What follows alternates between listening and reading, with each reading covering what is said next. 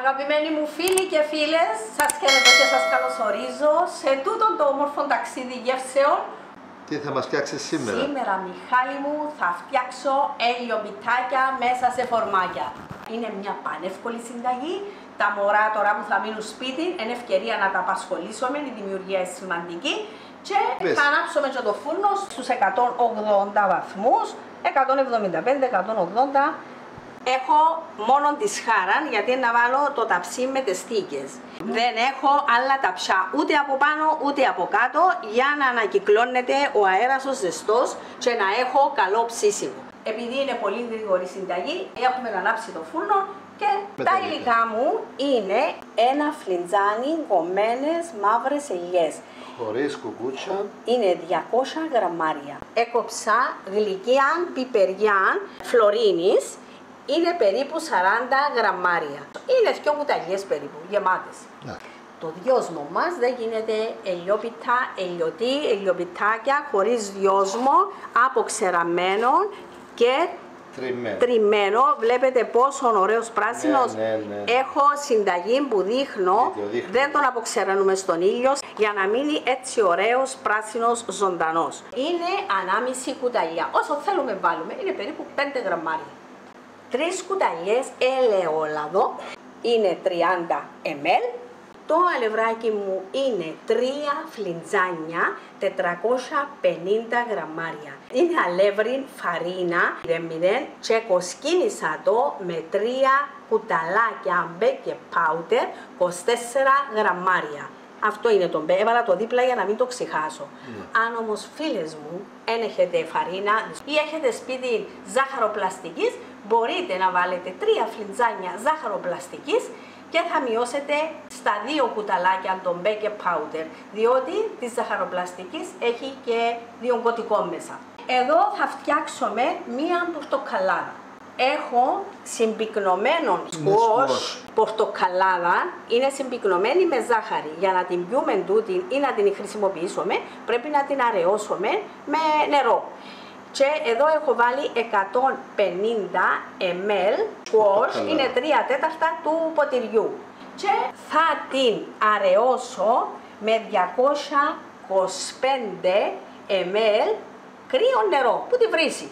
Συνολικά πρέπει να κάνω μία λεμονάδα. Μία πορτοκαλάδα. Θα κάνω μία πορτοκαλάδα, ανάμιση φλιτζάν. Δηλαδή 5 ml. Θα βάλω τη συμπυκνωμένη. Ναι, θα την βάλουμε, ναι, έχουμε έτοιμη. Θα βάλουμε τη συμπυκνωμένη, φίλες μου. Και να το ρίξω δαμέ για να πιάσω. Όλη τη σκουός. Και θα πάει να γίνει τούτη όμορφη πορτοκαλάδα. Φίλες μου, έχω και λίγο σισαμάκι άσπρο, κανονικό, χωρίς να το βράσω, που θα διακοσμήσω από πάνω τις όμορφες ελιοπιτάκια. Και θέλω 11 με 12 τούτα τα χάρτινα φορμάκια. Έχονται στυλιχτές ελιόπιτες με την εξάδελφή μου, τη Μαρία, μπορείτε να τις δείτε, φανταστικές, για κόκτειλ, για γάμους, για βαφτίσεις. Έχουμε, Μιχάλη, τις ελιόπιτες με πράσινη ελιά, τσακιστή. Έχεις στο ταψί, έχω στο ταψί με μαγιά μπροζίμη, έχουμε σε πυρέξ.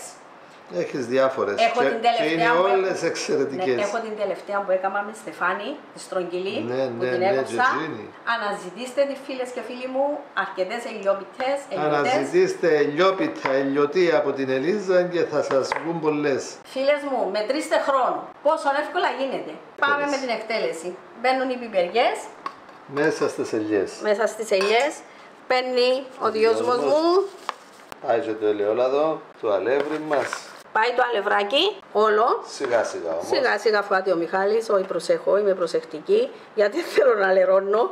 Και βλέπετε τόσα δοχεία, γιατί να δείξω συνταγή. Αν μένει τα συνταγή, δεν θα υπήρχαν τούτα όλα που βλέπετε. Καθυστερούμε που μιλούμε. Και τώρα, φίλες μου, θα πάει ο χυμός. Λίγος. Να δούμε πόσο θα χρειαστεί. Ναι. Να βάλεις και χέρι ή... Όχι, δεν θέλει χέρι. Δεν θέλει χέρι. Είναι εύκολο.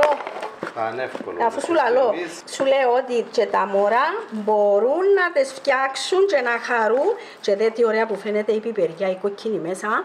Δε τι ωραία. Με στούτη έβαλω κρεμμύδι. Επειδή έβαλα την πιπεριά, Και μια διαφορετική ελιώτη τούτη.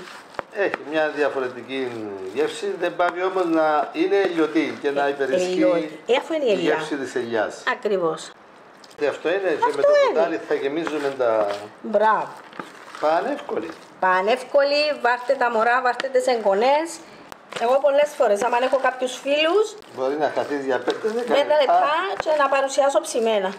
Νομίζω έτσι θα βάλω ζεστά άλλη. από το φούρνο. Φίλες μου, τούτον έτσι θα το βάλω, έμεινε πολύ λίγο. Θα το πιει ο Μιχάλης, έμεινε πολύ λίγο, διότι βλέπω... Μια κουταλιά έμεινε. 10-20. Ακριβώς, διότι βλέπω ότι είναι οκ η ζύμη μου. Έγινε η ζύμη μου, έτσι θα προσθέσω άλλο. Είναι μια χαρά. Οι πιπεριές μέσα. Έναν τα φορμάκια. Τι χρειάζομαι φεύκουση για να μπορώ να δουλέψω. Ώστε την ανακατεύουμε όσο καλά μπορούμε, έτσι να αναμειχθούν ομοιόμορφα τα υλικά. Ευκολία με τα φορμάκια, κερνάς το με το φορμάκι, είναι μια χαρά. Είναι το πρώτο ζύμα που βλέπω που δεν χρησιμοποιάς χέρι. Τίποτε. Είναι πανεύκολα. Τα μωρά θα ενθουσιάζουν να γεμώσει. Εύκολο, ωραίο.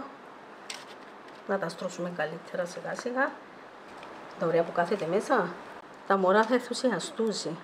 Δεν τις έβαλα ακόμα τις εγγόνες να το κάνουν φίλες μου, αλλά τώρα από να έρθουν πάνω το τρίμηνο του κατακλυσμού, νομίζω είναι ευκαιρία. Θα ασχοληθούσει.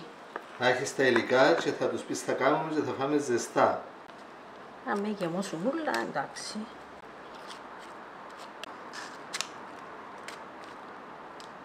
Μια κουταλιά, μια χαρά. Να τα καθαρίσουμε κιόλας. Να πει το σισαμάκι. Με αυτό το δοχείο βάλεις σισάμι. Μπορείτε να τα βρείτε στα σούπερ μάρκετ, φίλες μου, υπάρχουν. Πρέπει οι φίλες μου να έχεις τα τερκαστά σου, όπως έλεγε και η γιαγιά μου, για να γίνονται οι δουλειές σου όμορφες και ωραίες. Είναι η ακρίβεια τους, είναι ένα ακριβό πράγμα.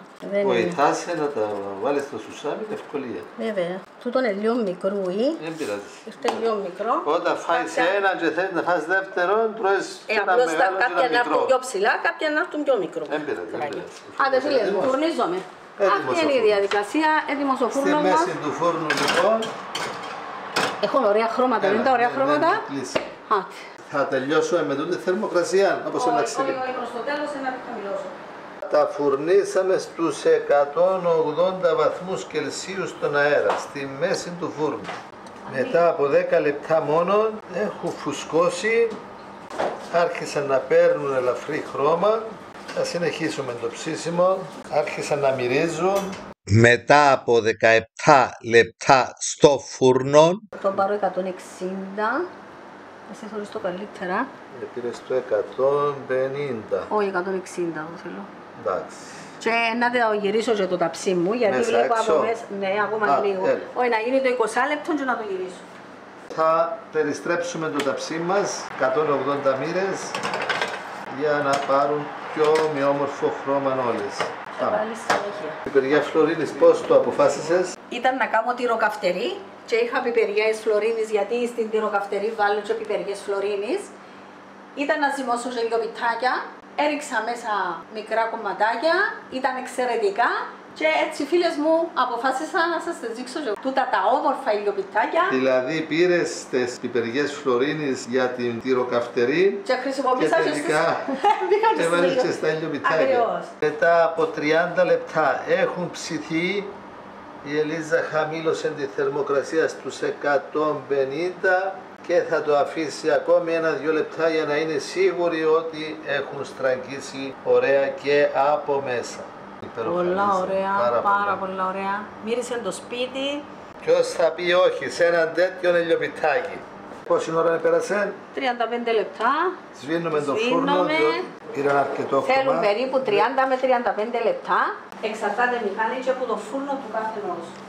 Αυτό το λέμε πάντα. Υπέροχα φαίνονται, πανέμορφα, μυρωδάτα. Φτιάξτε τα κι εσείς φίλοι και φίλες, πανεύκολα, γρήγορα, με τα παιδάκια σας, τα εγγονάκια σας, απολαύστε τα, δώστε like στο βίντεο, προωθήστε το, κάντε και εγγραφή στο κανάλι μας, πατήστε και το κουδουνάκι και να είστε καλά. Βάρτε και το σύζυγο να τις κάνει, θα τις φάει κιόλας και θα τις ξανακάμει. Τι ωραίες Μιχάλη μου, δε. Είναι ηλιόπιτες σαν cupcake.